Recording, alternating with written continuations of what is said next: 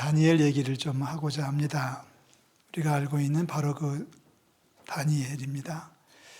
다니엘은 태어날 때 이미 전쟁이 진행되고 있었다고 봐야 되죠. 전쟁통에 태어난 사람이었습니다. 여기 계신 분들은 전쟁을 아마 그렇게 경험해 보신 분들은 거의 없으실 것 같은데 이젠 세월이 많이 지나서 전쟁통에 태어난다고 하는 것은 어떤 의미일까요?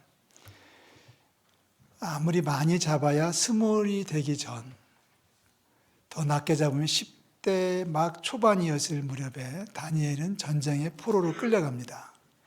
바벨론이라고 하는 어마어마한 나라가 이스라엘을 침공을 했지요. 지금 이스라엘하고 싸우고 있는 그 하마스라고 하는 이 팔레스틴이라고 하는 것은 이스라엘하고 상대가 아주 약한 나라이지만 당시 바벨론이라고 하는 나라는 이스라엘보다 1000배는 넘는 군사력을 가지고 있는 대제국이었습니다.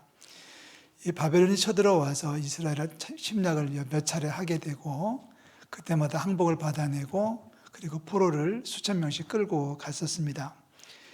605년, 기원전 605년에 첫 번째 포로로 끌려가는 그 포로의 대열 속에 어린아이 다니엘이 포함되어 있었습니다. 주로 왕족, 귀족, 그리고 잘생기고 힘 좀 쓸만하고 똑똑한 아이들만 뽑아가게 되는데요.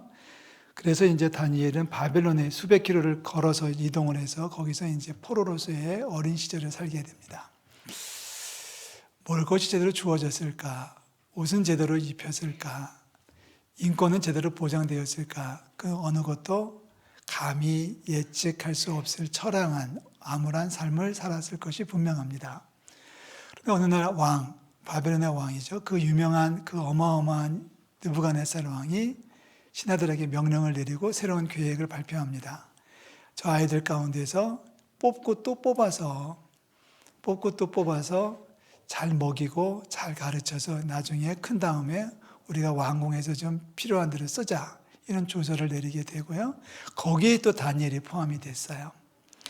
그렇다면 다니엘은 이제는 고생 끝입니다. 그동안 노예로 살고 포로로 살면서 제대로 먹지 못하고 입지 못하며 살아왔는데 왕이 왕의 음식을 주겠다는 거예요. 왕의 음료를 주겠다는 거예요. 왕의 학문을 가르치겠다는 거예요. 누가 보더라도 이제는 고생 끝이고 이제 인생이 이제 펼치나 싶었는데 다니엘은 뜻밖의 반응을 보입니다. 안 먹겠다고 얘기합니다. 절대로 이 음식은 먹지 않겠습니다. 왜냐하면 당시 왕의 음식이라고 하는 것은 다 우상 앞에 드려졌던 음식이었기 때문에 그렇습니다. 자, 그렇게 보시면 되죠. 이제 주방에서 음식을 만들어 가지고 이제 뭐 소를 잡든지 뭐 고기를 잡아 가지고 드릴 때에 먼저 제사를 드립니다. 먼저 신 앞에 드려가지고 신이 받으시면 그거를 이제 물려가지고 임금 앞에 주는 게 왕의 음식이에요. 그러니까 여기 나오는 왕의 음식과 왕의 포도주라고 하는 말은 우리가 쓰는 쉬운 말로 말하면 고사떡이라는 얘기예요. 제사상에 드려졌던 것을 주니까 다니엘의 입장에서는 비록 나이는 어리지만 믿음이 있거든요. 하나님이 있거든요. 내가 이것을 먹음으로 이것을 마심으로 더럽히지 않겠다. 몸도 마찬가지 영혼도 더럽히지 않겠다고 하고 마음을 정했다라고 하는 것이 오늘 8절에 기록되어져 있는 내용입니다. 엄청난 위기일 겁니다. 여러분 당시 바벨론 제국의 왕의 권한이라고 하는 것은 하늘을 찌르거든요. 예를 들어서 왕이 부르지도 않았는데 왕 앞에 턱 나갔다 왕이 이렇게 고개만 저으면 옆에 있는 부관들이 와가지고 얼굴에 보자기를 뒤집어 씌우는 거예요. 그리고 끌고 가서 죽이는 거예요. 대화를 하는데 왕의 물어본 질문에 대답하지 않는다든지 심지어는 왕이 묻지도 않았는데 먼저 얘기를 했다면 고개만 저으면 손가락만 내리면 신하들이 와가지고 부관들이 와가지고 붙들어서 보자기 씌워가지고 데려다가 죽이던 시절입니다. 자, 이러한 상황이에요. 심지어는 오늘도 우리가 읽었습니다마는 이 다니엘의 이름이 벨드사살이라고 하는 이름으로 창시가 개명되잖아요. 그러니까 인권이 떨어졌고 나라가 없어졌고 아무것도 남아있는 게 없다는 뜻이에요. 이름까지도 바벨론식으로 바뀌었습니다. 우리는 지금 역사가 많이 흘러서 전쟁을 경험한 분도 없거니와 일제시대 때 창시 개명을 당했던 분도 거의 안 계신 걸로 제가 알고 있어요. 저희 어머니만 하더라도 무슨 이름이라고 있으셨더라고요. 내가 일본 이름이 뭔데 학교 가면 그 이름으로 불러가지고 그 이름 대답 안 하면 혼났다고 그러셨던 말을 수도 없이 많이 들었었습니다. 그러면서 하시는 말씀이 너네들은 이름 안 뺏기도록 잘해라, 나라 잘 지켜라, 그렇게 말씀하셨던 분이 저희 어머니셨거든요. 청시개명 하신 분 계세요? 저는 미국에 살 때도 미국식 이름으로 안 바꿨습니다. 민족의 정기를 끝까지 지키기 위해서. 자, 이름까지 빼앗겼어요. 이름까지 빼앗겼죠.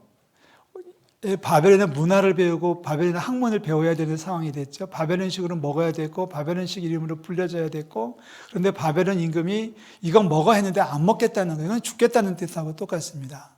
이것을 오늘 성경은 다니엘이 뜻을 정했다라고 얘기하고 있습니다. 사실 뜻을 정했다라고 하는 것은 좋은 뜻입니다. 우리도 뜻을 정하지 않습니까? 다만 중요한 것은 그 뜻이, 내가 정하는 뜻이 하나님에게 합당한 뜻인지 하나님의 마음에 들지 않는 뜻인지는 우리가 점검은 좀 해봐야 돼요. 예를 들어서 다윗이 임금이 돼가지고 첫 번째 했던 국책사업 중에 하나가 법궤를 다시 찾아오는 일이었습니다. 여러분, 법궤 언약궤라고 하는 것은 이 정도 크기라고 생각하시면 되고, 이 안에 중요한 건 물건 세 가지가 들어있었죠. 십계명이 써있는 돌판, 아론의 썩난 지팡이, 만나 항아리가 들어져 있는 하나님의 임재를 상징하는 그 보물 같은 보물이 바로 법궤라고 불려졌던 것입니다. 그런데 이것을 블레셋하고 전쟁하다가 빼앗겼어요. 근데 그걸 찾아와야 되는데 다윗이 시편 132편에서 그렇게 고백합니다. 내가 이것을 찾아오기 전까지는 내가 집에 퇴근도 안 하고 침상에 올라가지도 않고 신발도 벗지 않겠습니다. 이거는 다윗이 뜻을 정했다는 뜻이에요. 내가 절대로 안 자겠다, 잠들지 않겠다. 이거를 찾아오기 전까지는 내가 절대로 잠들지 않겠다라고 다윗은 마음의 뜻을 정했고 결심을 했고 하나님은 그 뜻을 이루게 해 주셨습니다. 이런 것은 하나님의 축복이죠. 그런데 반대도 있어요. 사도행전 23장에 보면은 이상한 놈들이 등장하는데요. 40명이 모여가지고 서로 으쌰으쌰하고 대모를 합니다. 야, 우리 이 일 이루기 전까지는 절대로 먹지 말자. 이 목표를 이루기 전까지 우리 절대로 식사하지 않기로 다짐을 한 40명이 있었는데, 이 40명이 폭도들이 다짐했던 것이 뭐냐면 사도 바울을 죽이기 전까지는 우리가 안 먹겠다는 거예요. 이게 사도행전 23장의 기록이거든요. 좋은 뜻이 아니잖아요. 하나님의 뜻이 아니잖아요. 어떻게 사도 바울을 죽이겠다고 하는 뜻을 세우고서 밥을 안 먹겠다고 하냐고요? 그렇다면 우리는 이렇게 얘기하실 거예요. 어른들, 권사님들은 그냥 굶어그럼 그렇게 얘기하실 거예요. 뭐 밥 먹을 자격이 없는 거죠. 뜻을 세우되 좋은 뜻을, 특별히 하나님의 뜻에 맞는 뜻을 세우는 저와 여러분들이 되시기를 주의 이름으로 축복합니다. 미국의 어떤 대학에서 조사를 했어요. 사람들을 수백 명을 모아가지고 조사를 다 했습니다. 질문이 그거였습니다. 당신이 목표를 달성하지 못했다면 목표를 달성하지 못한 이유가 무엇일까요? 목표를 달성하지 못했다면 목표를 달성하지 못한 이유가 무엇일까요? 뭐라고 생각하십니까? 많은 사람들이 제일 많이 대답한 1등으로 답이 많이 나온 대답이 뭐냐면 애당초 목표가 없었거든요.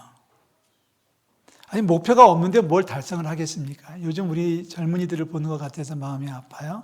우리 아이들에게, 중고등부 아이들, 유초등부 아이들에게 물어봅니다. 나 앞으로 뭐가 되고 싶어? 라고 물으면 애들이 하는 말입니다. 없어요. 라고 얘기합니다. 없어요. 옆에 있는 분들에게 한번 물어볼까요? 앞으로 뭐 하고 싶으세요? 라면 솔직히 얘기하면 그냥 없어요가 거의 맞을 거예요. 제가 물어볼게요. 없어요라고 하세요? 앞으로 하고 싶은 일이 뭐가 있으세요? 그렇다고 진짜 없어요라고 대답하시면 없어요. 없어서 목표가 달성되지 않는 거예요. 뭐 애당초 뭐가 있어야지 목표를 했네 못했네 이게 되는데, 목표가 없으니까 열심히는 살아왔는데 목표가 없으니까 아무것도 이루지를 못했어요. 두 번째 많이 나온 대답이 있었습니다. 목표를 달성하지 못한 이유가 뭘까요? 그랬더니 제일 많이 나온 대답은 애당초 목표가 없었고, 두 번째 많이 나온 대답은 목표가 달성됐는지 모르겠어요입니다. 목표는 있는데 그 목표가 제대로 달성이 됐는지를 자기가 체크를 할 수가 없다는 거예요. 그 이유는 뭐냐면 목표가 불분명하고 너무나 추상적이기 때문에 그랬습니다.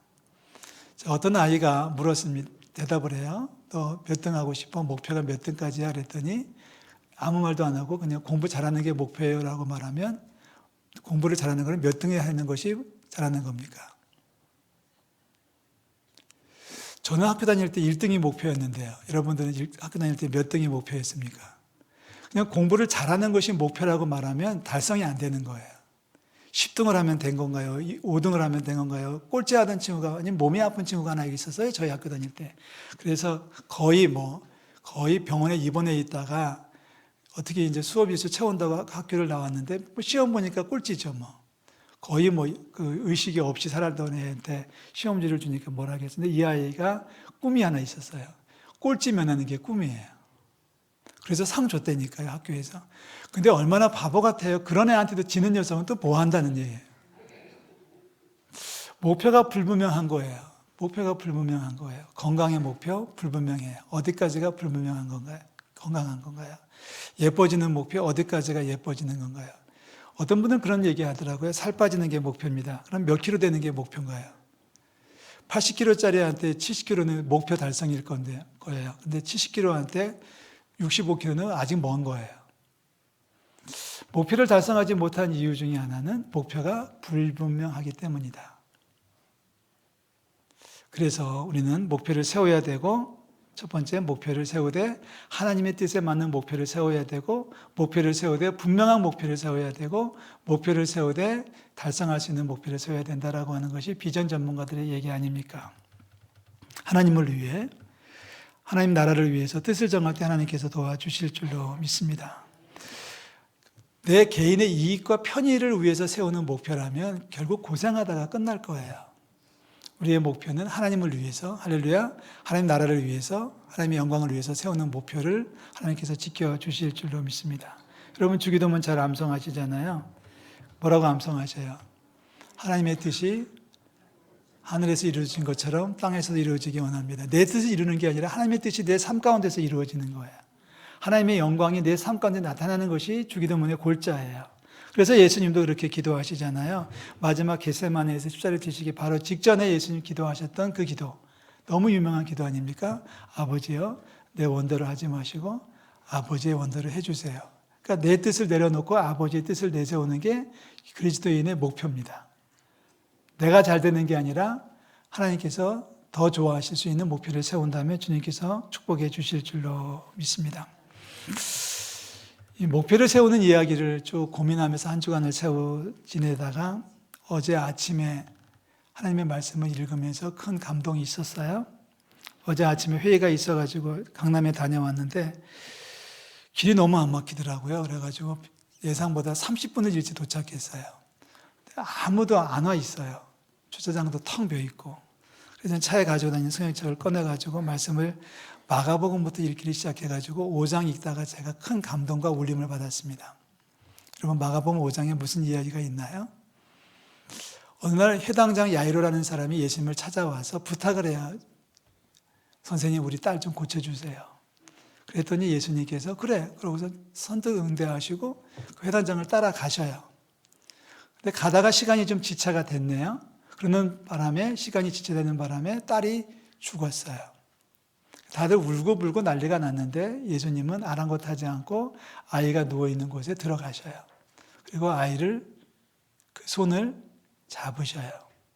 그 손을 잡으셔요. 지금 아이는 죽어 있는 거예요.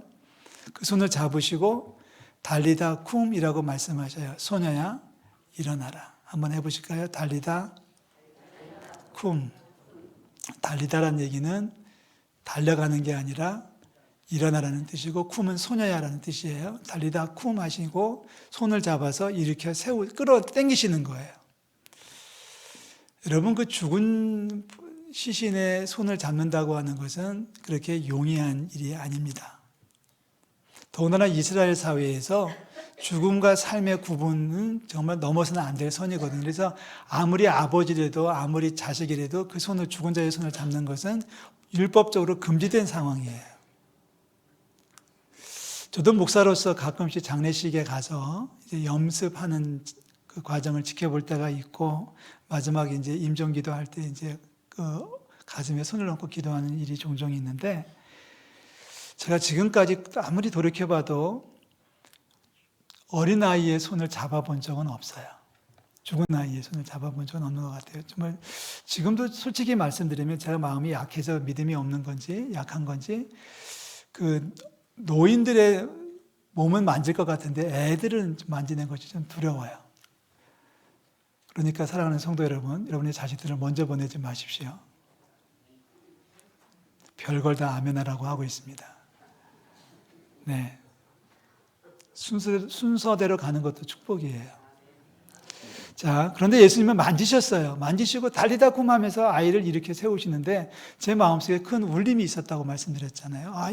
너무 좋은 거예요. 제가 이 말씀을 드리는 이유는 이번 부흥성회에 우리 주님께서 우리를 붙잡아서 이렇게 세워주시기를 바라는 마음에서 드리는 얘기입니다. 세상이 너무 어려워요. 요즘 너무 어렵습니다. 제가 생각해도 너무 어려워요. 한 가지만 얘기하고 넘어갈게요. 지난 주간에 어떤 엄마가 애를 낳고 아이를 98만 원 받고 팔았어요.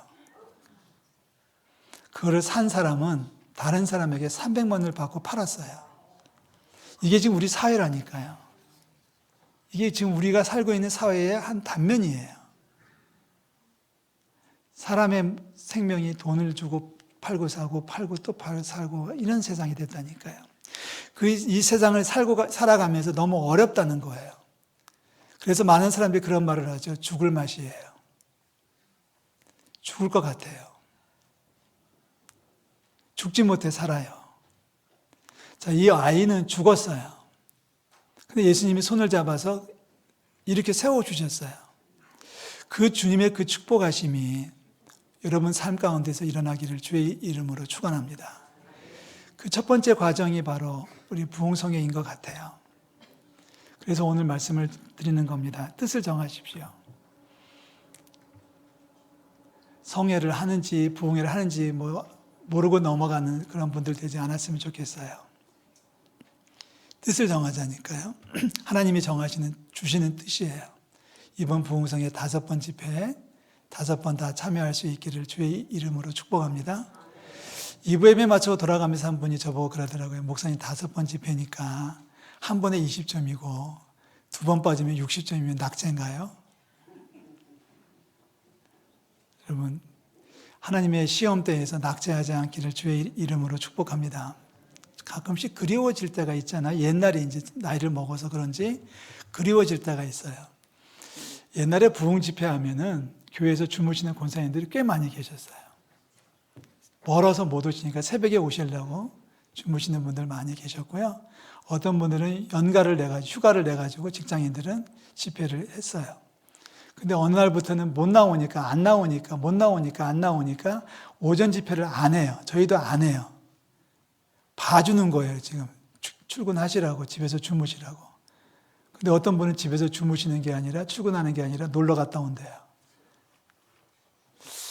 은혜 받을 만한 때에 은혜 받을 사람들이 은혜 받을 줄로 믿습니다. 이번 집회에 주님께서 우리를 불러주시고 손을 잡아서 이렇게 세워주시면서 소녀야 일어나, 너 죽어가고 있지, 너 죽었지, 너 힘들지, 어렵지, 일어나, 내가 이렇게 세워줄게 하시는 주님의 음성을 들을 수 있기를 주의 이름으로 축복합니다. 예수님은 그 아이에게 먹을 걸 갖다 주라고까지 하셨어요. 우리를 이렇게 세워주시는 주님께서 우리를 살려주시고 먹여주시고 새롭게 해주실 줄로 믿습니다. 그 일을 위해서 지금 뜻을 정해야 될 시간이에요. 이번 부흥성회를 놓고 뜻도 정하지만 성회 기간에 예배하면서 우리가 새로운 인생의 목표를 잡을 수 있기를 주의 이름으로 축복합니다. 왜 사는지도 모르고 어떻게 사는지도 모르는 인생인데 그렇게 살다가 그렇게 끝나는 인생이 아니라 이번 집회에 우리를 향하신 하나님의 뜻을 발견할 수 있기를 주의 이름으로 축복합니다. 이렇게 살아야 되겠구나. 나는 이 일을 꼭 해야 되겠구나. 나는 이 일을 꼭 이루어야 되겠구나. 하나님께서 나를 향하신 하나님의 뜻이구나라고 하는 것을 말씀을 통해서 경험할 수 있어야 된다는 얘기예요. 이번 집회를 여러분 소홀히 여기지 말아 주셨으면 좋겠습니다. 여러분 보세요. 다니엘이 뜻을 정했잖아요. 세상적 기준으로 본다고 하면은 바보 같은 결정을 한 거예요. 아니 왕이 주는 음식을 먹는, 지금 못 먹고 있고 굶고 있는 애한테 왕이 주는 음식을 먹이겠다고 하는 나라의 발표가 있으니 얼마나 좋은 거예요.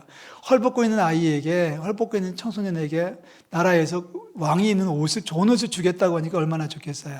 앞으로 뭐가 될지 모르는 아이에게 나라에서 바벨론의 문화를 가르쳐 준다고 하니까, 요즘 쉬운 말로 할까요? 영어를 가르쳐 준다고 하니까 혹할 수밖에 없잖아요. 그런데 다니엘은 거부해요. 왜요? 하나님의 뜻이 아니기 때문에. 이것을 먹으면 내 몸이, 나아가서 내 영혼이 더러워지기 때문에, 하나님의 뜻이 아니기 때문에, 하나님께서 원하시는 일이 아니기 때문에 다니엘은 거절을 해요. 죽어야죠, 그러면. 다니엘과 그런 죄수들을 관할하는 환관장이 있었거든요. 이 사람들이 있었는데 그 말을 들은 환관장이 뭐라고 했겠어요? 너 그럼 나가서 그냥 죽어. 그냥 저 밑에 구렁텅이에 빠져. 이렇게 하면 끝나는 인생이에요.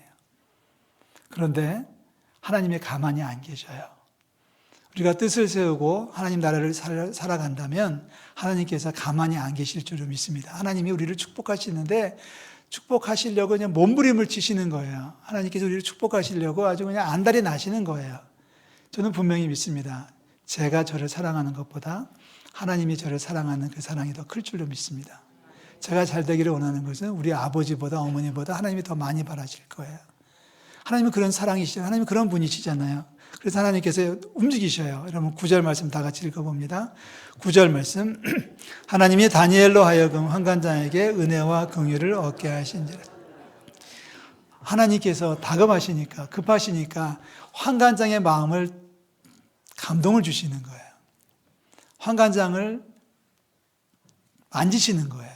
그래서 환관장의 마음을 돌이키도록 만드셔가지고 환관장을 넉넉한 마음으로 바꿔요. 저놈들 당장 잡아다 죽여가 아니라, 그래, 그럼 앞으로 이렇게 하자고 환관장이 제안을 해요. 앞으로 열흘 동안 푸성기만 줄 테니까 푸성기 열흘 동안 먹고도 얼굴이 좋은 윤기가 나고 건강하면 계속해서 너희들이 이 음식, 왕이 음식 안 먹어도 좋겠다. 그렇게 하자 해가지고 열흘 동안 지켜보기로 하고 출발합니다. 하나님이 얼마나 좋은 푸성기를 제공하셨겠어요. 왕이 주는 음식은 아니더라도 그보다 더 좋은 음식으로 배부르게 먹도록 하시고 다니엘의 건강을 머리에서 발끝까지 지켜주셨겠죠. 열흘 뒤에 보니까는 멀쩡하거든요. 더 좋거든요. 그래서 다니엘이 살은 거예요. 하나님이 하신다니까요. 우리가 뜻만 잘 정하면 나머지는 하나님이 감당하시는 줄로 믿습니다. 저는 이 9절 말씀이 너무 좋아요. 하나님이 다니엘로 하여금 환관장의 은혜와 긍휼을 얻게 하셨다. 원수를, 핍박자를, 우리를 박해하는 사람의 마음을 감동하시는 살아계신 하나님이신 줄로 믿어요. 아멘. 우리가 할 일은 뭐예요? 하나님이 하실 일은 하나님한테 맡겨드리고 내가 할 일만 하면 되는 거예요. 내가 할 일은 뭐냐면 바로 다름 아닌 뜻을 정하는 거예요. 내가 하나님 말씀대로 살겠습니다라고 하는 뜻만 정하면 그 뒷감당은 주님께서 해 주실 줄로 믿습니다. 할렐루야. 여러분 어렵게 생각하지 마시고요. 내가 할 일은 하고 하나님이 하시는 하나님 앞에 맡겨드리세요. 하나님은 우리를 지금 도와주시려고 지금 안달이 나셨다니까요. 어떤 우리를 채워주시려고, 지켜주시려고 하나님께서 지금 막 준비하고 계시는데 우리가 지금 뜻을 정하지 못하고 죽으면 어떡하지, 망하면 어떡하지, 힘들면 어떡하지 고민만 하고 있으니까 하나님께서 속상하시는 거죠. 하나님께서 감당하게 해주실 줄로 믿습니다. 우리 그 믿음 가지고 이번 한 주간 살아가시기 바라고요. 더 많이 기도하고 더 많이 감사하고 더 많이 사랑하고 더 많이 축복하는 이번 한 주간이 되시기 바라고요.